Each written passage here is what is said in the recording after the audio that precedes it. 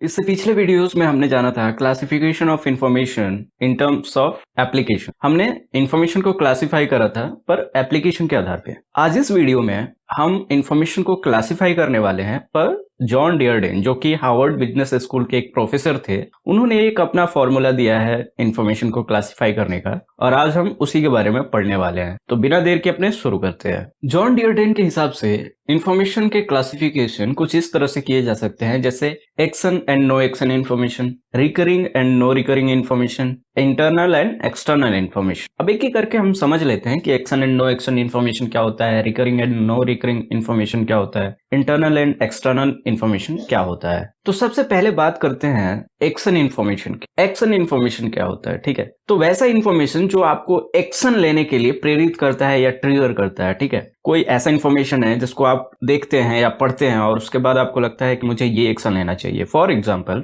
आप कोई ट्रेन की टिकट बुक करना चाहते हैं, ठीक है। तो ट्रेन की टिकट बुक करने से पहले आप उसके एप्लीकेशन पे जाते हैं और चेक करते हैं कि क्या कोई टिकट खाली भी है जिसको मैं बुक करूं। तो जब इंफॉर्मेशन आपको मिलता है कि हाँ टिकट खाली है, आप जिस रूट के लिए भी टिकट लेना चाहते हैं, उसके बाद आप एक्शन लेते हैं। वो इन्फॉर्मेशन क्या कर रहा है, आपको एक्शन लेने के लिए प्रेरित कर रहा है कि हाँ टिकट खाली है, आपको बुक करना है, ठीक है। तो ट्रेन के टिकट खाली है, ये सारा कुछ तो इन्फॉर्मेशन में ही होता है ना।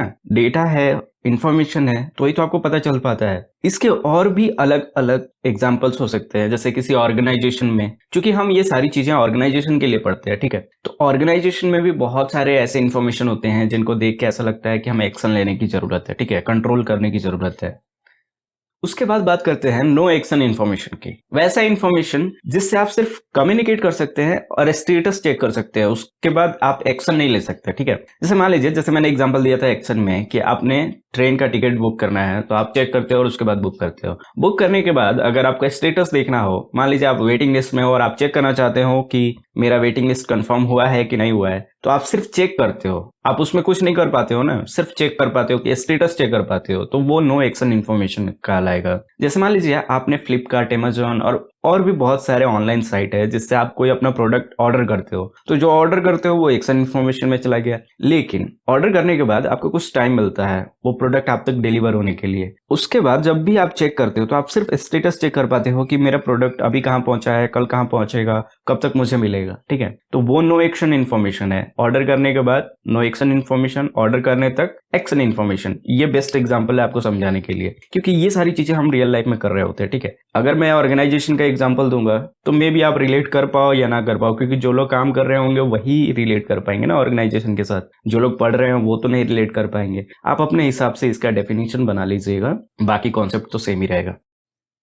उसके बाद बात करते हैं recurring and no recurring information या recurring and non recurring information, ठीक है। तो रिकरिंग इन्फॉर्मेशन क्या होता है, तो नाम से ही पता चलता है वैसा इन्फॉर्मेशन जो एक रेगुलर इंटरवल पे जनरेट होता हो, ठीक है। ऑर्गेनाइजेशन के अंदर हर महीने हर दिन कोई ना कोई रिपोर्ट जारी होता है, ठीक है। जैसे monthly sales report, monthly budget, ठीक है, क्वार्टरली बजट, उसके बाद ईयरली भी होता है, कई कई सारी चीजें। तो मतलब एक रेगुलर इंटरवल पे होता है। अगर एक साल है तो आज से एक साल के बाद फिर होगा, फिर उसके एक साल बाद फिर होगा, ऐसा चीजें, ठीक है। तो एक रेगुलर इंटरवल होता है। जैसे मंथ खत्म हुआ तो दूसरे मंथ का मंथली सेल्स रिपोर्ट आएगा, फिर वो मंथ खत्म होगा तो तीसरे मंथ का मंथली सेल्स रिपोर्ट आएगा, फिर वैसे ही बजट आएगा। तो ये सारी चीजें क्या है, एक रेगुलर इंटरवल पे जनरेट हो रही है, तो इसको बोलेंगे हम रिकरिंग इन्फॉर्मेशन। नो रिकरिंग में क्या होता है, वैसा इन्फॉर्मेशन जो रैंडमली हो जाता है। जैसे मान लीजिए कोई कंपनी अपने प्रोडक्ट के लिए सर्वे कराना चाहती है, तो उसका कोई टाइम नहीं होता है और हर महीने में वो नहीं करवाती है, रैंडमली करवा देती है। आज मान लीजिए महीने में किसी दिन 2 बार भी हो गया,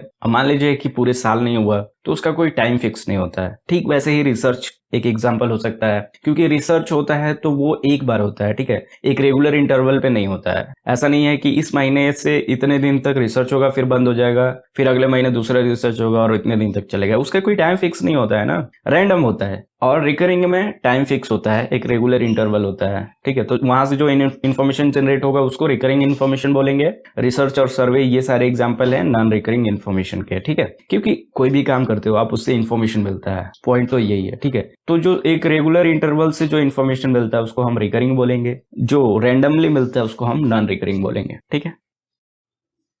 अब बात करते हैं इंटरनल एंड एक्सटर्नल इन्फॉर्मेशन की। इंटरनल इन्फॉर्मेशन क्या होता है, एक्सटर्नल इन्फॉर्मेशन क्या होता है। ये चीजें ना ऑर्गेनाइजेशन से रिलेटेड है, ठीक है। तो एक ऑर्गेनाइजेशन के अंदर उसका अपना स्ट्रक्चर होता है, अपने लोग होते हैं, ठीक है। और ऑर्गेनाइजेशन जो रूल फॉलो करता है वो बाहर का होता है, जैसे गवर्नमेंट रूल फॉलो करता है, और बहुत सारे इंफॉर्मेशन होते हैं जो बाहर के होते हैं, ऑर्गेनाइजेशन से बाहर के, ठीक है। दोनों मिलके काम करते हैं। तो सबसे पहले समझते हैं कि इंटरनल इंफॉर्मेशन क्या होता है। तो कोई भी इंफॉर्मेशन जो ऑर्गेनाइजेशन के अंदर के सोर्स से जनरेट होता है उसको इंटरनल इंफॉर्मेशन बोलते हैं। हम देखिए, सोर्स कुछ भी हो सकता है, आपके एम्प्लॉय हो सकते हैं, आपका प्रोडक्ट हो सकता है, आपका सेल्स रिपोर्ट हो सकता है, ये सारी चीजें। तो जो भी इंफॉर्मेशन ऑर्गेनाइजेशन के अंदर से जनरेट होता है उसको हम बोलते हैं इंटरनल इंफॉर्मेशन। इसमें एग्जांपल क्या क्या हो सकता है? प्रोजेक्ट रिपोर्ट, वो आपके ऑर्गेनाइजेशन के अंदर का चीज है। ठीक वैसे ही सेल्स रिपोर्ट, अकाउंटेंट, फाइनेंस, ये सारे रिपोर्ट आप ऑर्गेनाइजेशन के अंदर बनाते हो। जो भी सोर्स होगा वो ऑर्गेनाइजेशन का इंटरनल सोर्स होगा, ठीक है। एक्सटर्नल इंफॉर्मेशन क्या होता है? तो वैसा है सोर्स ऑफ इंफॉर्मेशन जो कि ऑर्गेनाइजेशन के आउटसाइड हो, एक्सटर्नल हो, बाहर हो, ठीक है। अब इसमें क्या क्या आ सकता है? तो टैक्स रिपोर्ट,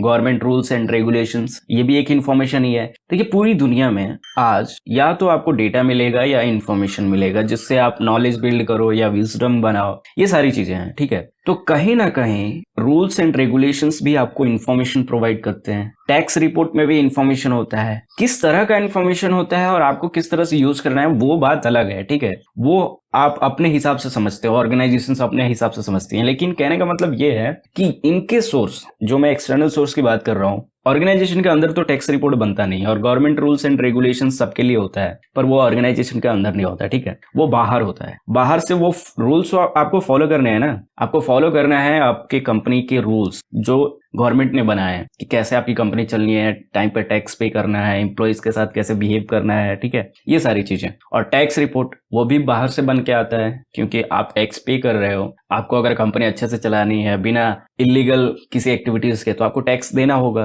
तो वो टैक्स देते हो, टैक्स रिपोर्ट बन के आता है, उसमें भी इंफॉर्मेशन होता है जो एक्सटर्नल इंफॉर्मेशन होता है किसी ऑर्गेनाइजेशन के लिए, ठीक है। तो ये सारी चीजें थी जिसको जॉन डियरडेन ने अपने हिसाब से क्लासिफाई करा था। आप एक बार रिवाइज कर लो। Action and no action information, recurring and non recurring information, internal and external information. तो होप कि आपको ये वीडियो समझ में आया होगा। मिलते हैं नेक्स्ट वीडियो में, तब तक के लिए धन्यवाद।